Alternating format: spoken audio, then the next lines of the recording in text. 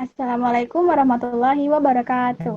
Perkenalkan, kami dari kelompok 1 yang terdiri dari saya sendiri, Retno Purwitasari, dan juga teman saya, Zikrika Bunga Ardika, serta Niken Eka Rahayu. Hari ini kami akan mempresentasikan hasil diskusi kami mengenai filsafat, agama, etika, dan hukum. Yang pertama adalah hakikat filsafat. Filsafat berasal dari dua kata Yunani, yaitu philo dan sophia. Philo berarti cinta, sedangkan sophia berarti bijaksana.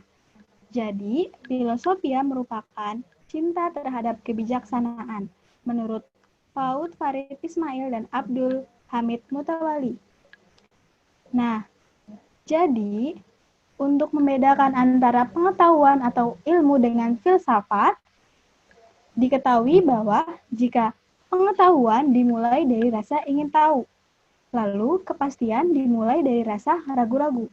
Sedangkan filsafat dimulai dari keduanya. Jadi intinya, filsafat itu ialah ketika kita ingin tahu akan sesuatu hal dan juga muncul suatu ragu-ragu atas dari sebuah kepastian serta pernyataan. Nah, karakteristik utama dalam berpikir filsafat ialah yang pertama, bersifat menyeluruh. Yang berarti filsafat ini mempertanyakan hakikat keberadaan serta kebenaran tentang keberadaan itu sendiri sebagai suatu kesatuan secara keseluruhan, bukan dari perspektif bidang per bidang atau sebagian-sebagian hal. Selanjutnya, sifat yang mendasar. Berarti filsafat ini tidak begitu saja percaya kepada ilmu bahwa ilmu itu adalah yang kebenarannya telah teruji. Lalu yang terakhir, yang ketiga ialah sifatnya yang spekulatif. Jadi, filsafat ini selalu ingin mencari jawaban bukan pada suatu hal yang sudah diketahui saja, tetapi segala sesuatu yang belum diketahui. Selanjutnya adalah hakikat agama. Fuad Farid Ismail dan Abdul Hamid Mutawali menjelaskan bahwa agama adalah satu bentuk ketetapan ilahi yang mengarahkan mereka yang berakal dengan pilihan mereka sendiri terhadap ketetapan nilai tersebut kepada kebaikan hidup di dunia dan juga kebahagiaan hidup di akhirat. Jadi, istilah agama ini berarti bersifat tidak pergi, tetap, lestari, kekal, dan tidak berubah. Jadi, intinya agama ini memiliki unsur-unsur. Yang pertama, merupakan sebuah hubungan manusia dengan sesuatu yang tak terbatas, yang transendental, dan juga yang ilahi, yaitu Tuhan yang Maha Esa. Yang kedua, agama ini berisi pedoman atau tingkah laku yang berbentuk larangan serta perintah, nilai-nilai, dan juga norma-norma yang diwahyukan langsung oleh ilahi atau oleh Tuhan melalui nabi-nabi dan juga rasul. Yang ketiga, agama ini merupakan kebahagiaan hidup bagi manusia di dunia dan juga di akhirat. Selanjutnya ialah hakikat etika. Berasal dari kata Yunani ethos yang berarti tempat tinggal, kandang rumput, kandang kebiasaan, adat, watak, perasaan, sikap, serta cara berpikir. Lalu menurut Kamus Besar Bahasa Indonesia, etika dirumuskan dalam pengertian yang pertama, etika merupakan ilmu tentang apa yang baik dan apa yang buruk, tentang hak serta kewajiban moral atau akhlak. Lalu merupakan sebuah kumpulan atau nilai-nilai yang berkenaan dengan akhlak. Yang ketiga merupakan nilai mengenai benar dan salah yang dianut suatu golongan atau masyarakat. Jadi, dapat disimpulkan bahwa etika ini sebagai sebuah praksis, yaitu sama artinya dengan moral atau moralitas, yang berarti sebuah adat istiadat atau kebiasaan, serta norma-norma yang berlaku dalam suatu kelompok atau masyarakat. Yang kedua, etika sebagai sebuah ilmu atau tata susila, yang berarti sebuah pemikiran atau penilaian moral terhadap sesuatu. Jadi, etika ini dapat merumuskan suatu teori, konsep, serta asas dan prinsip-prinsip tentang perilaku manusia yang dianggap baik atau tidak baik, sehingga dapat disebutkan alasannya mengapa perilaku tersebut dianggap baik atau tidak baik. Lalu yang terakhir ada hakikat nilai. Jadi, Fuad Farid Ismail dan Abdul Hamid Mutawali merumuskan nilai sebagai sebuah standar atau ukuran norma yang kita gunakan untuk mengukur segala sesuatu. Sehingga nilai ini dirumuskan dalam 3 hal. Yang pertama, nilai ini selalu dikaitkan dengan sesuatu, maupun itu benda, orang, hal, atau suatu barang. Yang kedua, ada bermacam-macam nilai selain nilai uang yang kita ketahui yaitu nilai ekonomis. Lalu yang ketiga ialah bagian-bagian nilai ini membentuk semacam hierarki dari yang terendah sampai dengan yang tertinggi.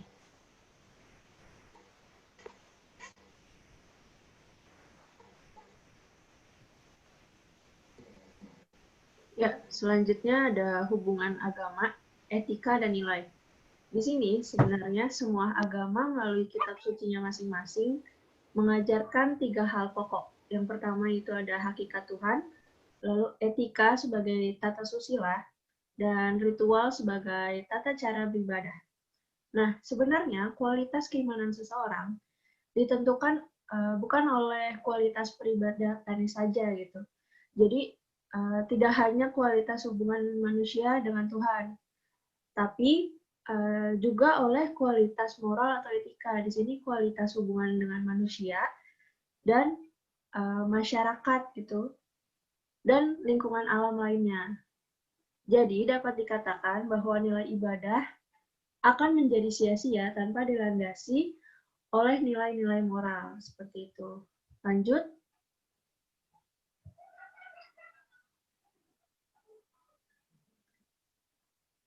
Ya, di sini ada hukum, etika, dan etiket. Di sini saya akan menjelaskan perbedaan hukum, etika, dan etiket. Di sini sebenarnya persamaannya itu adalah sama-sama mengatur perilaku manusia.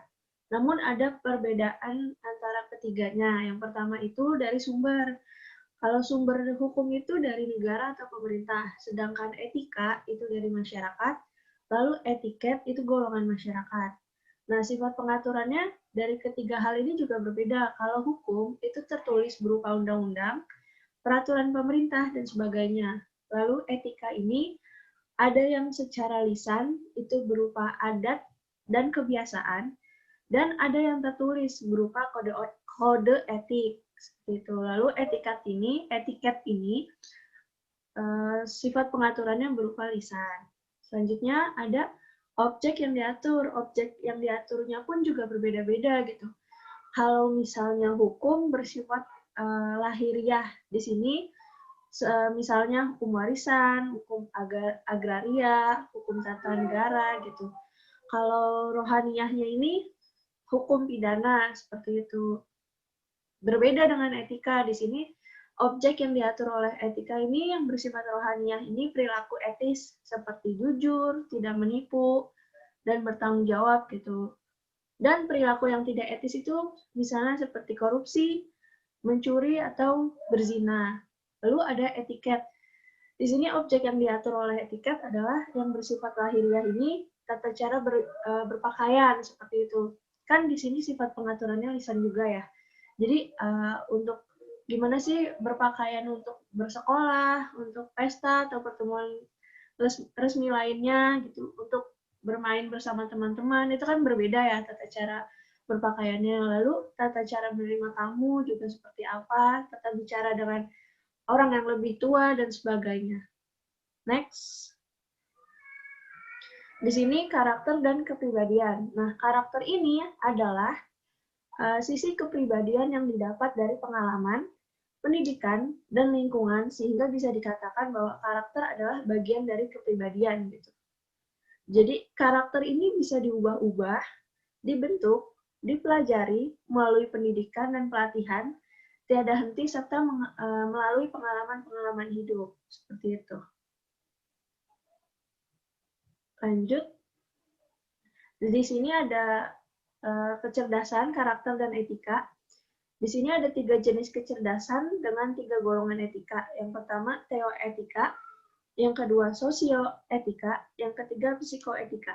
Nah, teoetika ini maksudnya adalah saling ketergantungan masalah pribadi, masalah aku dengan Tuhan gitu. Masalah pribadi dengan Tuhan. Di sini ada karakter utamanya itu ada takwa atau pasrah diri kepada Tuhan. Lalu ada ikhlas, ikhlas itu maksudnya tulus gitu. Lalu ada tawakal atau tahan uji. Lalu yang sosial etika ini ketergantungan masalah aku atau pribadi dengan orang lain gitu, dengan masyarakat lainnya, dengan orang lainnya, atau dengan pribadi lainnya. Nah, di sini ada karakter utamanya, ada 3, silaturahmi atau tali kasih, lalu amanah atau integritas, dan husnuzon atau berbaik sangka gitu kepada yang lainnya. Lalu yang terakhir ada psikoetika. Di sini maksudnya adalah kemandirian, yaitu antara pribadi sendiri dengan pribadi sendiri gitu. Aku dengan aku. Nah, di sini ada 3 karakter utamanya, yaitu tawaduk atau berilmu, lalu syukur, dan sabar yang terakhir. Nah, ini 3 golongan etika ini menurut Stephen R. Covey.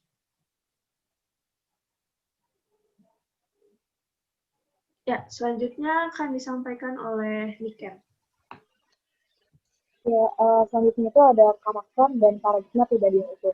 Nah, jadi saat ini tuh teknologi dan pengetahuan itu udah mengantarkan manusia pada pertumbuhan ekonomi dan juga kemajuan pembangunan fisik yang mengagumkan. Nah, tapi ini kemajuan pengetahuan dan teknologi ini tuh bukan hanya membawa kebahagiaan manusia, tapi juga kemajuan ini tuh disertai dengan beberapa masalah gitu yang muncul. Seperti yang bisa lihat di gambar, seperti adanya manusia yang berbuat korupsi, kolusi, kemudian kekerasan, pencurian, teroris, dan sebagainya. Nah, kenapa sih ini semua tuh bisa terjadi? Jadi menurut Covey, kejadian ini tuh bisa terjadi akibat paradigma yang tidak konkret mengenai siapa sesungguhnya dari seseorang. Jadi, seseorang itu tidak dapat memahami atau tidak mampu memahami hakikat atau kodratnya sebagai manusia yang utuh. Nah, menurut Covey juga nih, untuk mengembangkan 4 kemampuan manusia itu diperlukan keseimbangan nih. Yang pertama ada tubuh, intelektual, hati, dan jiwa. Dan menurut Cloud 2007, untuk membangun karakter ini, kuncinya itu adalah dengan integritas dari seseorang tersebut.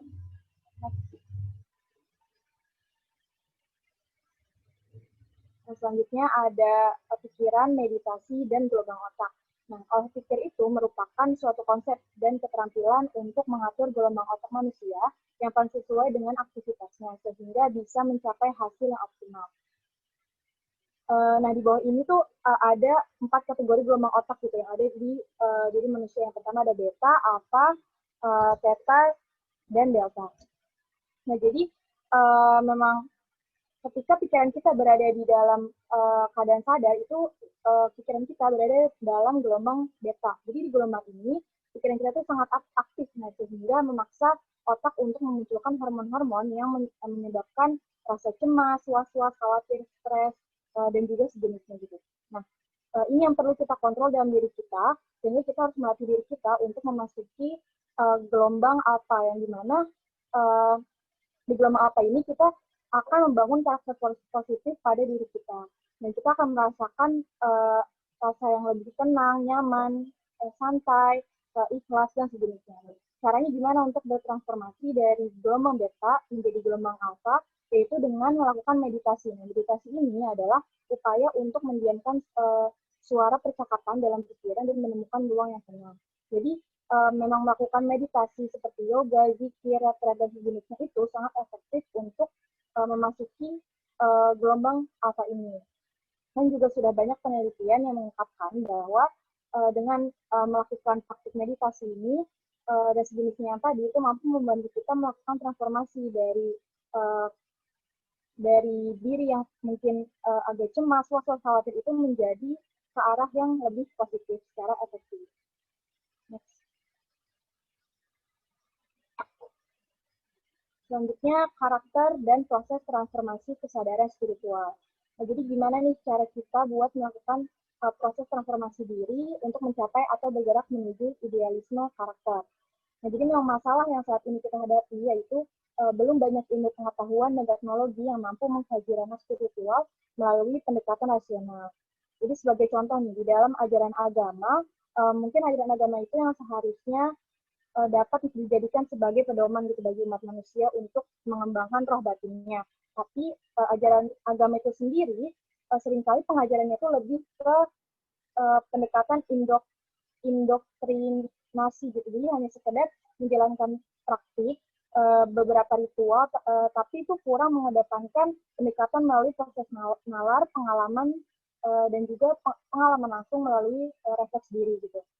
Nah, jadi akhirnya ajaran agama yang kita lakukan atau yang kita terima ini, yang mungkin tadinya bisa menjadi pedoman kita itu nggak mampu gitu buat memberikan pencerahan kepada umatnya. Akibatnya kita itu akan menjadi mudah goyah gitu, atau akan terjadi beberapa kejahatan seperti korupsi, kekerasan, terus konflik antar pemeluk agama beda dan sejenisnya itu malah akan menjadi jadi gitu. Nah, jadi gimana nih solusinya untuk melakukan transformasi diri untuk mencapai atau bergerak menuju realisme karakter? Nah, saat ini banyak pakar dari berbagai latar keilmuan yang menulis ulang dengan kemasan baru dalam arti ulasan dengan pendekatan lebih rasional. Nah, para ilmuwan ini menulis kembali dari berbagai buku atau literatur kuno yang telah ada sejak zaman dahulu itu kemudian diartikan ulang dengan bahasa yang mungkin bisa lebih dimengerti dan juga lebih rasional. Agar kita itu makin banyak yang mulai berminat untuk mengalami dan juga menjalani praktik-praktik spiritual.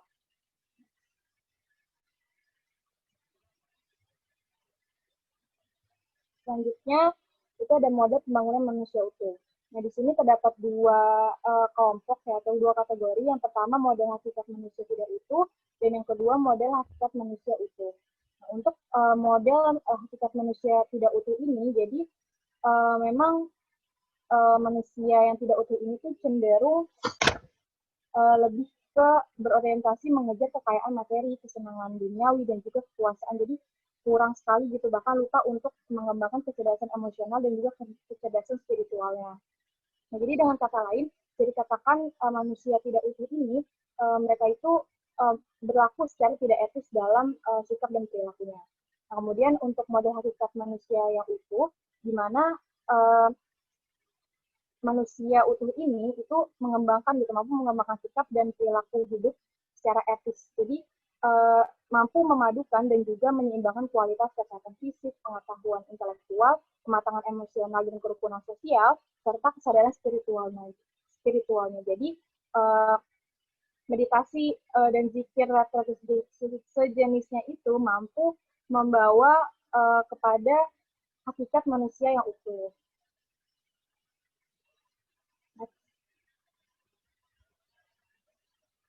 Ya, ini terdapat gambaran ya mengenai model hakikat manusia tidak utuh, yang bisa dikatakan tadi manusia tidak utuh ini tidak mengembangkan EQ dan SQ-nya, atau tidak mengembangkan jiwa dan juga tidak mengembangkan spiritualnya, sehingga manusia tidak utuh ini yang menyebabkan tindakan-tindakan tidak etis tadi, seperti terjadinya beberapa kejahatan yang sudah dijelaskan tadi, korupsi, kolusi, kemudian teroris, kekerasan, pelecehan, dan sebagainya. Next. Nah, kemudian ini gambaran mengenai hakikat manusia utuh, yang mana hakikat manusia utuh ini dia mengembangkan EQ-nya juga, dan EQ-nya juga mengembangkan jiwa dan juga mengembangkan spiritualnya, sehingga yang mana manusia utuh ini tuh beretika dan juga memiliki sikap yang positif gitu, jadi tidak merugikan banyak pihak.